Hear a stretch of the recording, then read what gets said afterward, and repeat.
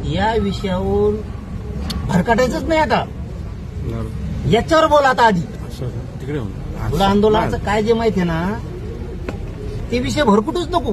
याच्यावर भरकटायसाठी तुला लागलेला डाग पुसणारच नाहीये. त्याचं कारण सांगतो. दुसऱ्या जातीच्या लोकांना खुश करायसाठी तू आपल्या जातीला डाग लावतो काय? पुढे ते 4 टकूचे टोळीतले ते तुला कमेंट करणार तू बोलल्यावर, आणि मग तुला वाटणार का तो आहे मग जनता आहे लई, ते तुला पॉझिटिव्ह अशा कमेंट करणार ते टोळीतले, आणि मग त्याच्यावर तू समजणार का तो आहे मागं लई जनता आहे? त्याच्यावर तू पाऊल उचलणार का तू?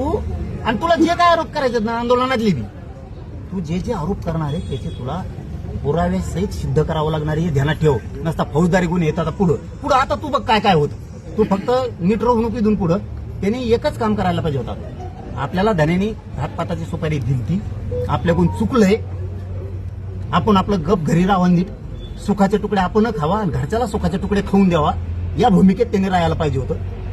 मीही त्यांच्या कुटुंबातून काही मीडियात शब्द आलते की जरांगे पाटलांना लय मनावर घेऊन येते, पिऊन आम्हालाही त्रास देतो, घडलंही असेल.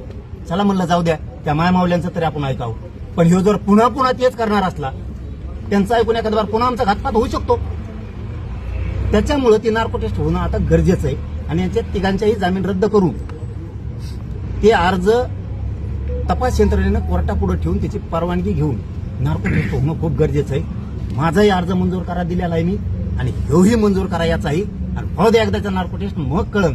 याची जरी झाली तरी याच्यातून येणारे याला ज्या ज्या वेळेस विचारलं जाईल तो परळीला गेलता का, तुला कोणी बोलला का, कोणत्या साड्या का, कोणतरी होता ना त्यो बीडचा हा कांचा का, कोण त्यो बोलला का, कोणत्यो गरुड हे त्यो बोलला का, नार्को टेस्ट मध्ये सगळे आहेत ना.